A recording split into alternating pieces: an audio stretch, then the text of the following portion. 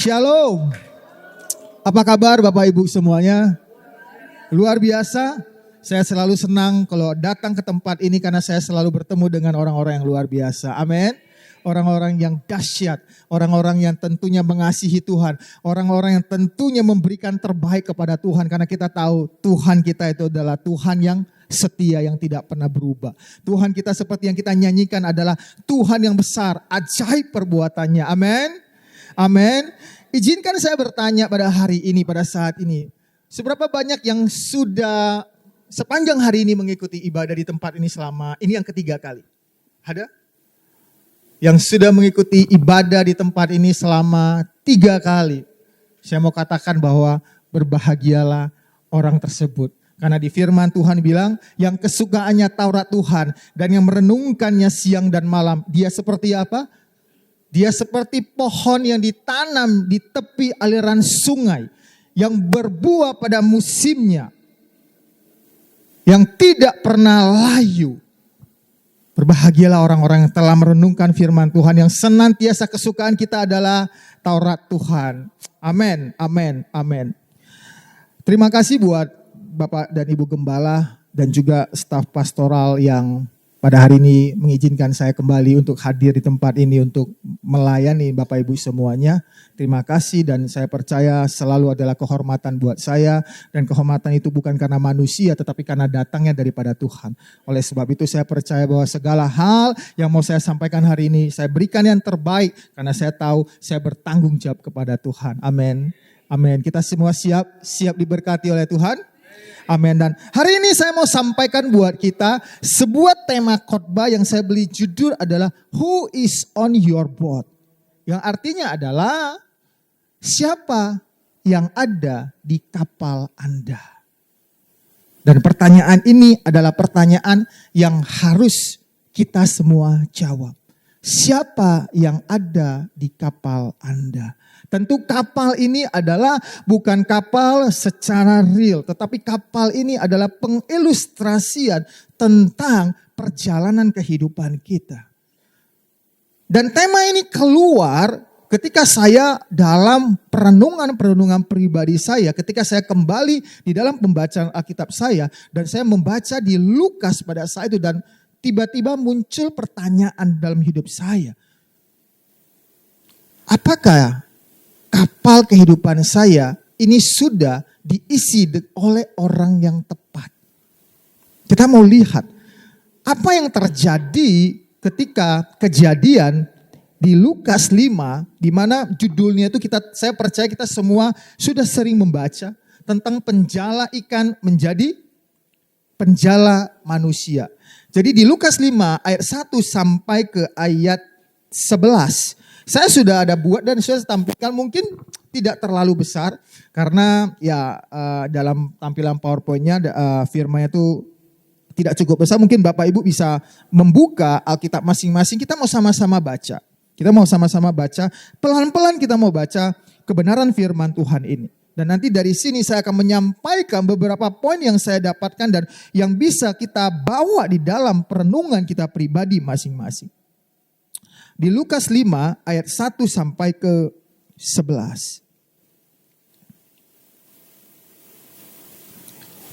Mungkin kita baca secara bergantian. Saya akan mulai membaca daripada ayat yang ganjil. Kemudian diteruskan oleh Bapak Ibu dengan ayat yang genap. Lukas 5 ayat 1. Penjala ikan menjadi penjala manusia.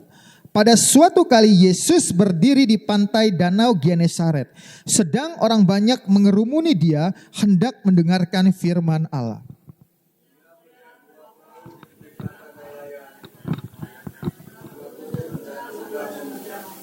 Ia naik ke dalam salah satu perahu itu, yaitu perahu Simon, dan menyuruh dia supaya menolakkan perahunya sedikit jauh dari pantai. Lalu ia duduk dan mengajar orang banyak dari atas perahu.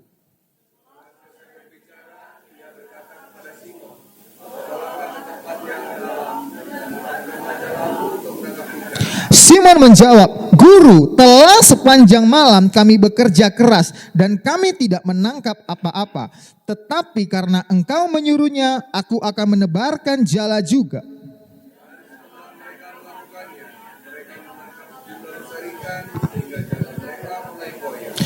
Lalu mereka memberi isyarat kepada teman-temannya di perahu yang lain supaya mereka datang membantunya. Dan mereka itu datang, lalu mereka bersama-sama mengisi kedua perahu itu dengan ikan hingga hampir tenggelam.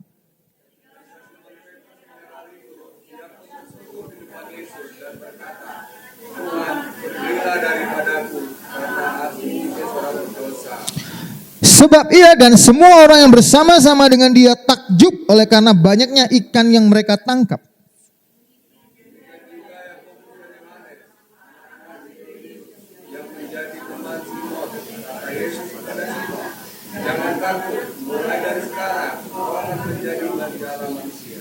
Dan sesudah mereka menghela perahu-perahunya ke darat, mereka pun meninggalkan segala sesuatu, lalu mengikut Yesus. Jadi Bapak Ibu, cerita yang barusan kita baca, ini ada cerita yang terjadi di Danau Genesaret. Danau Genesaret itu adalah bagian danau yang ada di Danau Galilea. Jadi Danau Galilea itu banyak sebutannya Bapak Ibu. Kalau Bapak Ibu baca kisah ini juga dicatat di Matius dan Markus. Ketika kita baca di Matius dan Markus, kita akan menemukan nama danaunya itu berbeda, namanya Danau Galilea. Bapak Ibu jangan bingung karena memang Danau Galilea ini terletak sekitar-kitarnya itu adalah banyak daerah-daerah yang namanya ada Genesaret, Tiberias dan juga ada yang namanya Kapernaum. Jadi ketika kejadian berdekatan dengan kota tersebut maka nama kota tersebut yang akan dicatat. Jadi Bapak Ibu itu adalah danau yang sama. Dan nama danau tersebut secara utuhnya itu namanya adalah Danau Galilea. Dan ini terjadi karena di daerah dekat di Genesaret. Makanya penulis Lukas itu mencatatnya adalah Danau Genesaret. Nah, kejadian ini terjadi di Danau Genesaret atau Danau Galilea. Dan danau ini adalah danau di mana Yesus sibuk dengan segala pelayanannya. Aktivitas Yesus itu banyak terjadi di danau ini. Ketika Yesus menghentikan atau meredakan angin ribut, itu terjadi di danau sini, Danau Galilea. Ketika Yesus memberi makan kepada 5.000 orang, terjadi juga di sekitar danau ini. Ketika Yesus berjalan di atas air, juga terjadi di Danau Galilea. Dan banyak hal-hal Yesus mengajar orang pun di sekitar Danau Galilea ini. Contoh adalah ketika berkhotbah di bukit, itu dicatat adalah bukit yang berada di sekitar Danau Galilea. Jadi di danau ini banyak aktivitas Yesus yang lakukan. Dan hari ini kita membaca cerita adalah aktivitas di mana Yesus memanggil murid-muridnya yang pertama. Dan kita mau belajar. Di sini ketika perenungan saya mencatat ada 3 hal yang menarik kita yang harusnya menjadi semua pemahaman kita. Yang pertama adalah yang saya buat adalah calling. Jadi panggilan Tuhan kepada kita itu bisa datang kapan saja. Dan ketika kita membaca seluruh perikop ini, kita menemukan ada panggilan Tuhan yang datang kepada nelayan-nelayan tersebut. Ada berapa nelayan? Bapak Ibu, kalau Bapak Ibu perhatikan. Ada berapa nelayan? Kita akan bisa menemukan ada 4 nelayan di cerita ini. Di mana ada Simon yang disebut Petrus, ada Andreas saudaranya, ada Yohanes dan ada Yakobus. Tetapi mereka tidak bersama-sama, tidak berada di kapal yang sama. Bapak Ibu akan menemukan ketika membaca Matius, Markus, Lukas dan merangkum semuanya akan mendapat gambaran. Ada beberapa kejadian ketika Yesus memanggil Simon dan Petrus itu berbeda dengan Yesus memanggil Yohanes dan juga Yakobus. Oleh sebab itu saya mau katakan bahwa panggilan Tuhan datang ke dalam hidup kita itu bisa kapan saja. Amin. Amin. Panggilan Tuhan kepada kita itu bisa mungkin Bapak Ibu sedang bekerja. Petrus itu lagi sedang bekerja. Petrus itu bahkan lagi sedang kecewa. Lagi kerjanya tidak dapatin apa-apa. Benar? Yohanes dan Yakobus itu juga lagi mereka nggak dapetin apa-apa pada saat itu. Mereka itu lagi beresin jalannya. Artinya apa? panggilan Tuhan itu bisa kapan saja. Dan saya mau katakan, Bapak Ibu hari ini datang di tempat ini. Ketika engkau duduk di tempat ini, engkau mendengarkan khotbah ini, saya mau katakan itu adalah tanda khotbah ini buat Bapak dan Ibu. Dan itu adalah panggilan buat Bapak Ibu. Panggilan itu bukan hanya menjadi hamba Tuhan, pendeta, gembala, apa. Setidaknya panggilan Tuhan itu datang adalah membawa engkau hidup di dalam kebenarannya. Itu adalah panggilan perdasar buat kita. Panggilan kita untuk bertobat. Panggilan kita untuk meninggalkan kehidupan kita yang masa lalu. Kehidupan kita yang tidak berkenan di hadapan. Itu ada panggilan yang harus kita terima. Amin. Dan panggilan itu datang bukan karena kita layak. No. Panggilan Tuhan itu bukan karena kita layak. Tetapi karena Tuhan yang memilih kita. Amin. Sama-sama kita katakan Tuhan yang memilih kita.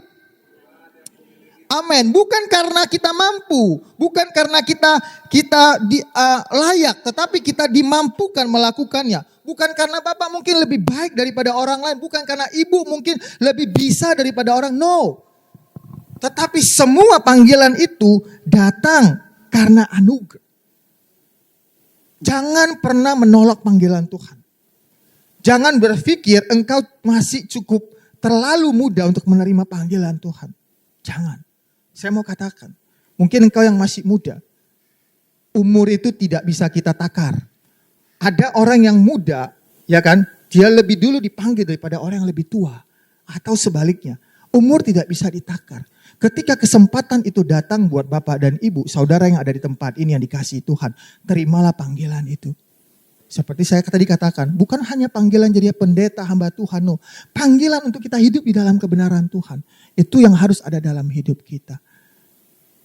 Saya ketika sampai di titik ini, saya bukan menyesali. Tetapi saya selalu berpikir kalau saya tahu mengikuti panggilan Tuhan begitu luar biasa. Saya mungkin sejak muda itu saya sudah mau menerima panggilan Tuhan. Tapi karena memang saya umur 30-an baru menerima panggilan Tuhan. Saya tidak pernah menyesali. Tapi jikalau saya bisa pada saat itu umur 12, 13, 14, 15 itu saya sudah menerima panggilan Tuhan.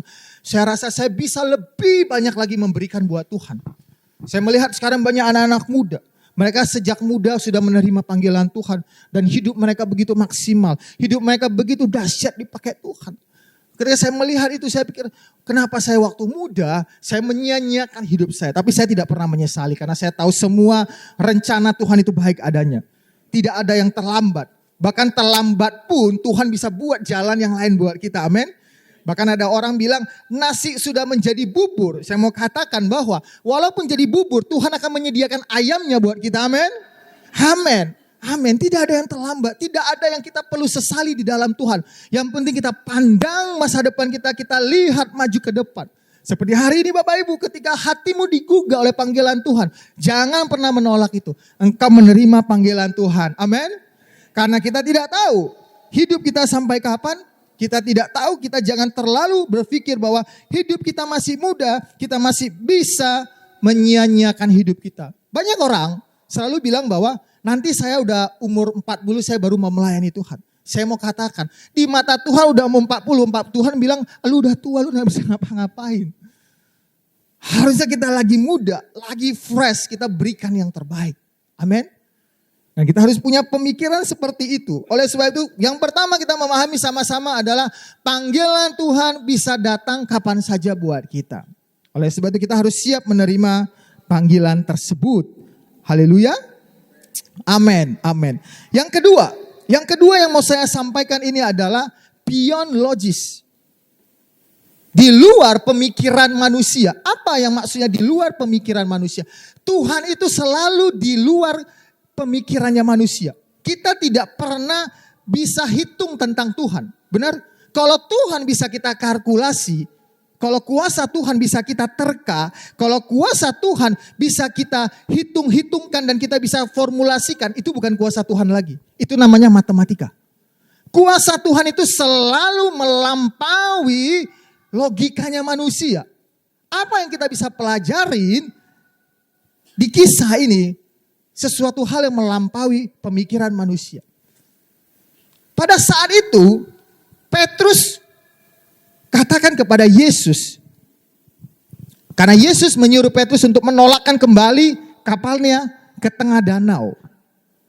Dan Petrus ngomong sama Yesus, saya sudah sepanjang malam saya nangkap ikan. Kita tahu loh, Petrus itu adalah nelayan dalam seumur hidupnya, dia adalah nelayan. Dia ahli, dia expert, dia tahu tentang di mana ada ikan, di mana yang tidak ada ikan, kapan ikan itu muncul, kapan waktu yang tepat, dia tahu segala sesuatunya. Tapi pada saat itu dia tidak mendapatkan apa-apa. Berarti artinya apa? Artinya pada saat itu ikan sedang tidak ada di danau. Benar? Ikan sedang tidak ada di danau. Bapak Ibu pernah lihat orang menjala nggak? Menjala itu walaupun ikan sedikit itu pasti akan dapat. Tapi dicatat dia katakan tidak mendapatkan apa-apa. Bahasa Inggrisnya itu bilang get nothing. Tidak mendapat berarti artinya nihil. Tidak ada satupun yang didapat. Berarti asumsi kita pada saat itu ikannya pada saat itu nggak ada atau lagi sembunyi entah kemana. Tapi saya yakin nggak sembunyi karena pada malam hari ikan pasti selalu keluar. Berarti pada saat itu ikan tidak ada. Dan dia tidak mendapatkan apa-apa. Dan Yesus suruh dia menolakkan kembali. Yesus suruh dia menolakkan kembali kapalnya itu di tengah laut. Di tengah danau. Dan dia bilang sama Yesus, karena guru, karena engkau yang menyuruh saya akan menolakkannya. Itu ibaratnya seperti gini. Seorang tukang kayu, Yesus tukang kayu yang tidak mengerti segala ilmu nelayan, ilmu tentang jala menjala ikan. Terus menyuruh orang yang ahli untuk masuk kembali ke danau tersebut. Dan itu diikuti. Tapi yang luar biasanya Bapak Ibu, apa yang terjadi? Apa yang terjadi pada saat itu? Kita lihat yang terjadi itu adalah luar biasa. Petrus menggunakan kapal yang sama, benar? Petrus menggunakan jala yang sama, benar? Petrus masuk kembali ke danau yang sama. Tapi pada saat ini yang berbeda apa? Bukan, sebelum hasil ikan apa? Yang berbeda adalah yang di dalam kapal tersebut ada Yesus. Makanya itu pertanyaannya adalah siapa di dalam kapal Anda? Yang menjadi pembedanya adalah Yesus sudah berada di dalam kapal tersebut. Yesus yang memerintahkan, Yesus yang memberi komando, Yesus yang menyuruh. Ketika Yesus yang suruh dalam kehidupanmu Bapak Ibu, lakukan dan jalankan. Apa yang terjadi? Yang tidak ada ikan, yang kalkulasi manusia, hitung-hitungan Petrus pada saat itu. Ini udah gak ada ikan, saya udah harus pulang. Emang sudah gak ada ikan. Hitung-hitungan manusia itu sudah tidak ada. Tapi karena Yesus yang ada di kapal tersebut, ikan itu bermunculan, amin. Dan saya mau katakan, ketika kita menaruh Yesus di dalam kapal kehidupan kita, mungkin engkau lagi sedang mengalami permasalahan. Mungkin lagi engkau mengalami pergumulan. Mungkin engkau lagi dalam keadaan yang sama, tidak pernah berubah. Pergumulan yang sama, tantangan hidup yang sama, urusan perekonomian yang sama, urusan keluarga yang sama. Saya mau katakan, semua itu akan menjadi berbeda karena Yesus sudah masuk di dalam kehidupan Bapak Ibu. Amin. Pastikan Yesus yang ada di dalam kapal kehidupanmu. Bukan kekhawatiranmu, bukan ketakutanmu, bukan kekuatanmu, bukan kehebatanmu, bukan pemikiran-pemikiran manusiamu, bukan logikamu. Tetapi yang masuk di dalam kapal kehidupanmu adalah Yesus. Banyak orang Kristen, banyak anak-anak Tuhan menjalani kekristenannya. Tetapi Yesus gak ada di dalam kapal kehidupannya. Sehingga hidupnya tidak terjadi perubahan. Sehingga hidupnya itu berjalan seperti biasanya. Ordinary life. Kita sebagai anak-anak Tuhan, tadi lagu berkata bahwa Tuhan kita adalah Tuhan yang besar. Harusnya kehidupan kita itu adalah extraordinary life. Hidup yang di atas ambang batas biasa-biasa. Hidup yang luar biasa terjadi dalam kehidupan kita. Amin. Karena Yesus yang memberi komando. Karena Yesus yang mengatur hidup kita. Karena Yesus yang memberikan kita direksi dalam kehidupan kita. Ke kiri, ke kanan. Bukan lagi pemikiran manusia kita. Kenapa Petrus pada saat itu dia mau tunduk dengan apa yang Yesus katakan? Kenapa? Bapak Ibu tahu kenapa? Karena sebelum Yesus memerintahkan dia adalah orang yang meminjamkan kapalnya untuk Yesus naik mengabarkan Injil. Dan saya yakin dan percaya Petrus pada saat itu, dia belum ada handphone, dia belum ada WA, dia belum ada Instagram. Dia pasti duduk dengerin Yesus khotbah pada saat itu. Bapak Ibu, saya katakan kepada engkau pada semuanya pada pada sore hari ini ketika engkau datang ke gereja, pusatkan pikiranmu, pusatkan perhatianmu, pusatkan fokusmu kepada pemberitaan kabar Injil. Jangan sibuk dengan handphonemu, jangan sibuk dengan kesibukanmu, jangan sibuk segala aktivitasmu. Karena kenapa? Karena pemberitaan kebenaran firman itulah yang akan mengubah pola pikirmu, yang akan mengubah kehidupanmu. Petrus pada saat itu dia tidak mungkin sibuk dengan hal yang lain. Dia dipaksa untuk duduk dengerin Yesus khotbah. Dan dia tahu Yesus ini seseorang yang tidak biasa. Dia dengarin Yesus khotbah pada saat itu. Mungkin dia duduk di sampingnya Yesus. Mungkin atau dia duduk di tepi daripada kapal itu. Karena Yesus berdiri berkhotbah buat orang banyak yang pengen dengar Injil pada saat itu. Dan salah satunya adalah Petrus. Karena Petrus dipakai kapalnya. Fokuslah. Kalau engkau mau melihat perubahan dalam hidupmu, terjadi perubahan, fokuslah kepada kebenaran firman Tuhan. Amin. Amin. Kemudian kita mau lihat apa yang terjadi lagi pada saat itu. Kenapa kuasanya Tuhan melampaui logikanya manusia? Mari kita lihat ada satu hal yang menarik. Ada satu hal yang menarik adalah kalau Bapak Ibu perhatikan di sana dibilang ketika mereka menangkap ikan, mendapatkan ikan, apa yang dicatat? Jala mereka mulai koyak. Kalau bahasa Inggrisnya itu ada dibilang their nets broke. Bukan mulai koyak, memang koyak. Dan kita tahu ketika kalau jala itu koyak, ikannya kabur. Tetapi kita lihat yang terjadi pada saat itu ikannya nggak kabur. Ikannya itu 2 kapal penuh sampai hampir tenggelam. Makanya saya bilang kalau berkatnya Tuhan itu di luar dari kemampuan manusia, melampaui kemampuan manusia yang kita pikirkan. Karena kenapa? Ketika Tuhan yang sudah memerintahkan berkatnya itu yang datang daripada Tuhan, nggak ada yang bisa menghalangi. Amin. Sama hal kalau Tuhan yang kasih ikan buat Petrus sama Andreas pada saat itu, walaupun jalannya itu koyak, ikannya nggak lari kemana-mana. Kalau berkat yang datang daripada Tuhan kepada hidup Bapak dan Ibu itu tidak akan pernah lari. Kalau Tuhan yang sudah mengangkat, tidak ada yang bisa menurunkan Bapak Ibu. Kalau Tuhan yang sudah membuka, tidak ada yang bisa menutup. Oleh sebab itu Bapak Ibu, fokuslah kepada Tuhan. Bukalah hatimu, bukalah kehidupanmu untuk Yesus yang ada di dalam kapal kehidupan. Maka hal-hal yang di luar kemampuan manusia, beyond logic, di luar logikanya manusia, akan terjadi di dalam kehidupan kita. Amin. Akan terjadi dalam kehidupan kita. Dan berikutnya adalah kalau Tuhan yang memberkati kita.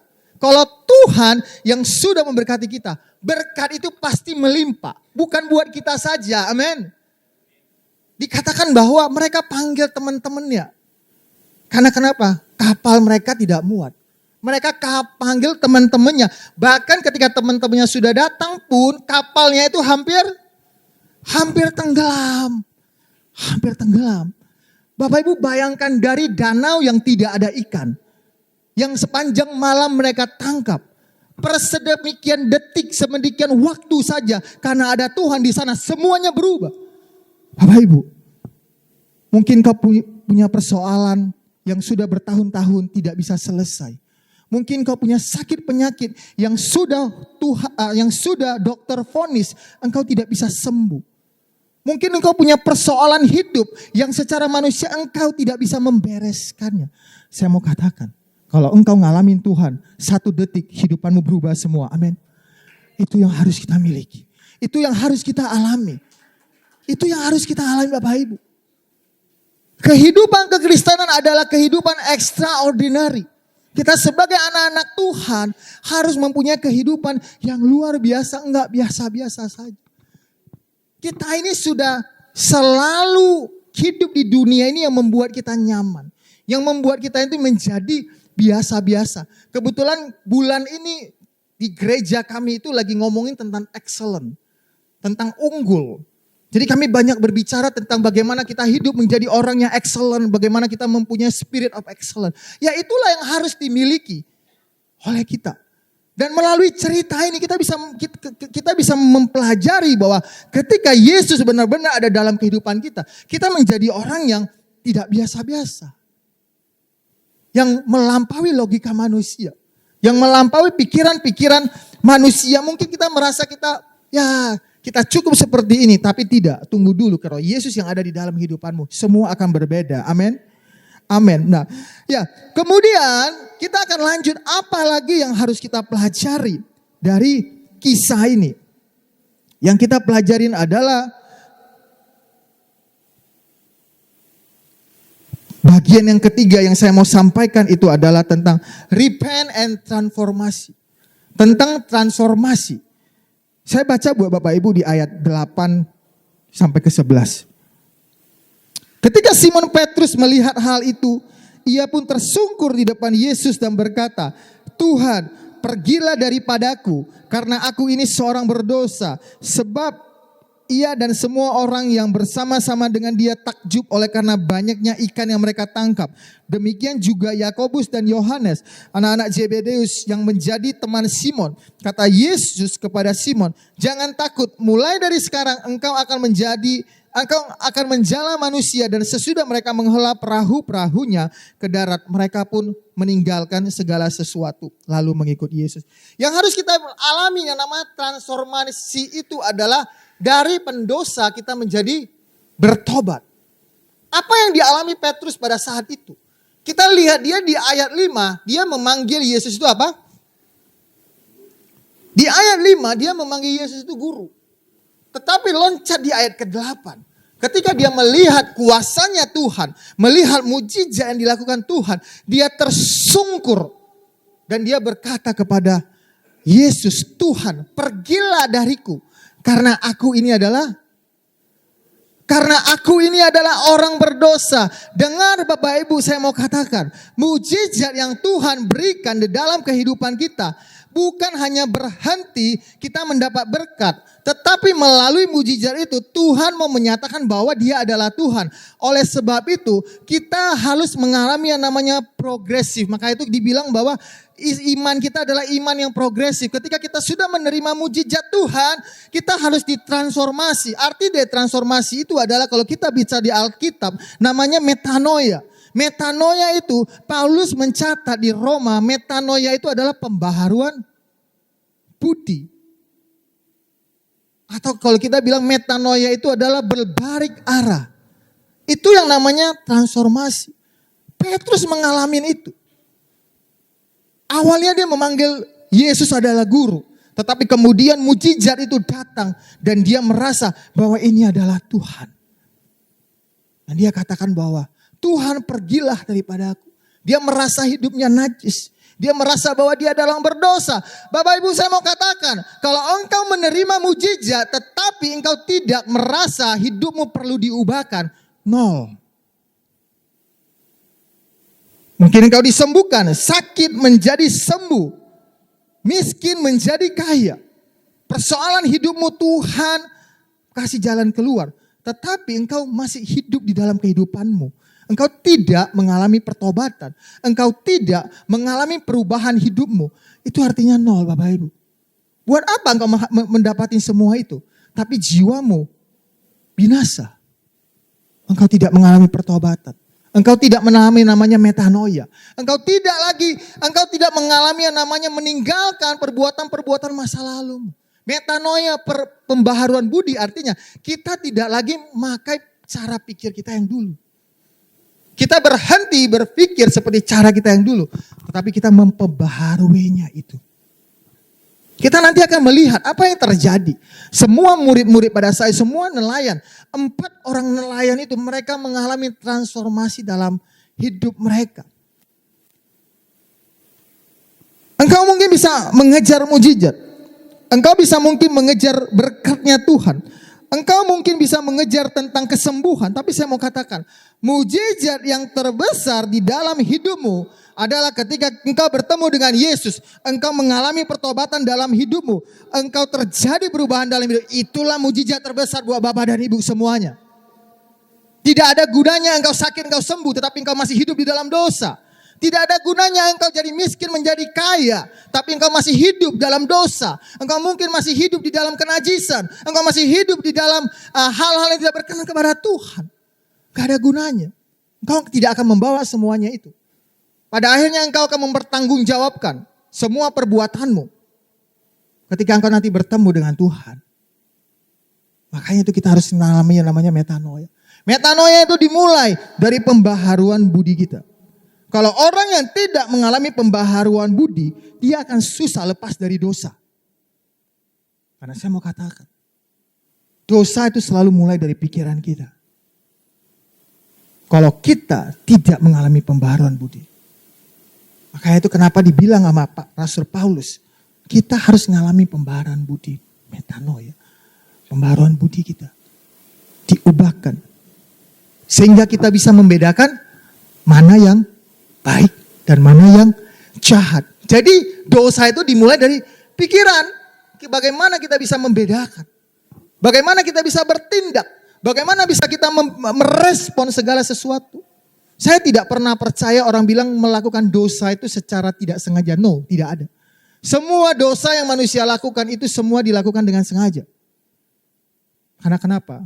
Ketika kita sebelum melakukannya, kita punya pertimbangan, kita menimbang-nimbang. Yang ada adalah karena pembaharuan, kita tidak mengalami pembaharuan budi. Otak kita, pemikiran kita ada pemikiran yang jahat. Saya mau katakan Bapak Ibu, kalau kita nggak bertobat, kita orang yang sangat jahat. Pemikiran-pemikiran kita ada pemikiran-pemikiran yang jahat. Serius Bapak Ibu saya mau katakan. Kalau kita nggak bertobat, kita nggak ngalamin Tuhan. Kita nggak bertemu dengan Tuhan Yesus, otak kita ini begitu jahat, hati kita begitu jahat. Dikatakan kan, siapa yang bisa tahu hati kita? Hati kita itu jahat udah seperti batu, udah pahit. Jadi melalui itulah segala tindakan-tindakan manusia yang kadang luar biasa, tidak sampai di luar nalar kita bisa melihat bagaimana seorang manusia melakukan tindakan jahat. Itu luar biasa melakukan kalau kita baca melihat beda kasus apa kita bisa melihat gila ini manusia bisa berpikir sebegitu jahatnya. Karena kenapa? Tidak mengalami pembaharuan. Kejahatan sekarang, kriminal sekarang itu canggih-canggih Bapak Ibu. Yang kadang di luar nalar manusia. Oleh sebab itu kita harus mengalami namanya pembaharuan budi Bapak Ibu buat kita semua. Dan yang terakhir Bapak Ibu, yang terakhir, apa transformasi apa yang harus kita terima? Identitas kita yang diubahkan. Amin. Identitas kita yang diubahkan. Nelayan-nelayan tersebut ketika mereka belum bertemu dengan Tuhan Yesus, mereka itu adalah penjala ikan. Tapi ketika mereka bertemu dengan Tuhan Yesus, dikatakan apa? Jangan takut. Mulai dari sekarang engkau akan menjala manusia.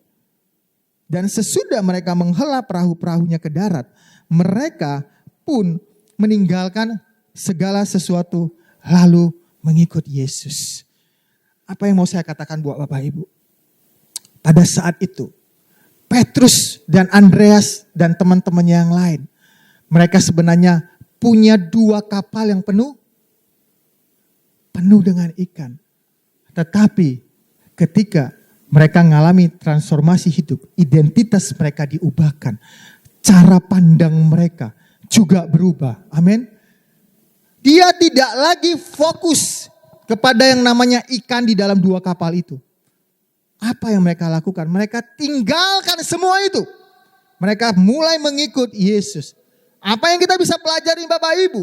Ketika identitas kita diubahkan dari yang pendosa menjadi anak-anak Tuhan, kita tidak fokus lagi kepada hal-hal dunia. Kalau Bapak Ibu yang duduk di tempat ini, kehidupanmu hanya fokus kepada hal-hal dunia. Jangan-jangan engkau belum mengalami yang namanya identitasmu diubahkan. Kalau identitas yang diubahkan, maka fokus kita tentang kerajaan sorga. Fokus kita tentang pekerjaan-pekerjaan Tuhan. Fokus kita tentang kehendaknya Tuhan. Tidak lagi tentang hal-hal yang ada di dunia itu. Identitas yang diubahkan. Petrus pada saat itu mengalami identitas yang diubahkan. Dia tinggalkan semua itu.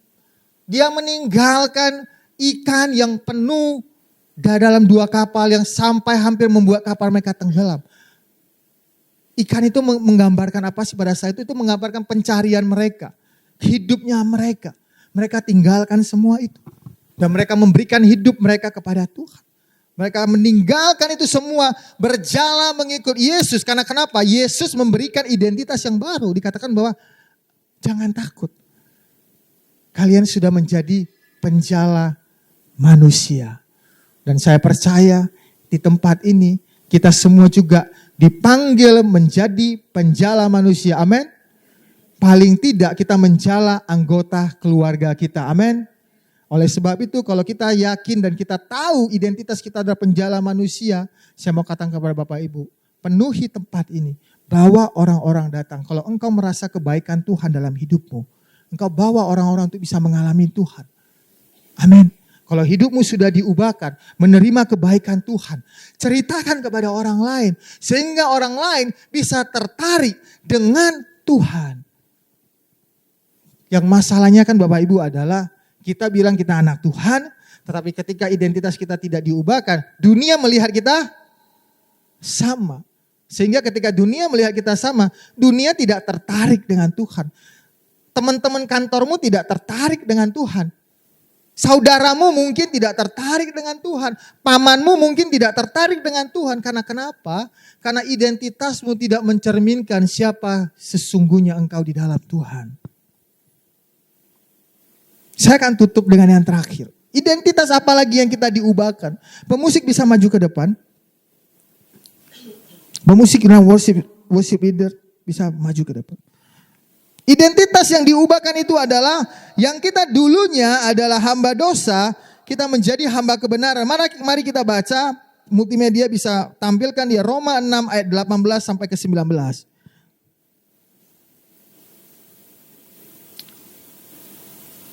Roma 6 ayat 18 sampai ke 19.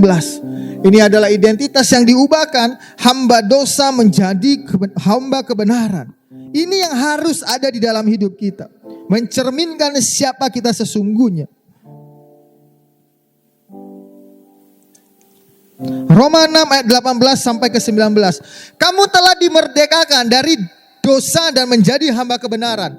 Aku mengatakan hal ini secara manusia karena kelemahan kamu. Sebab sama seperti kamu telah menyerahkan anggota-anggota tubuhmu menjadi hamba kecemaran dan kedurhakaan yang membawa kamu kepada kedurhakaan. Demikian hal kamu sekarang.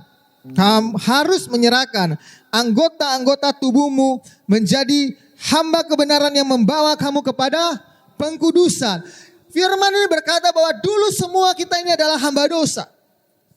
Dulu kita semua ini melakukan kecemaran. Dulu kita semua ini menggunakan anggota tubuh kita. Melakukan yang namanya kecemaran, kenajisan, kejijikan, dosa di mata Tuhan. Tapi setelah kita mengalami transformasi, identitas kita diubahkan. Apa dikatakan bahwa demikianlah hal kamu sekarang.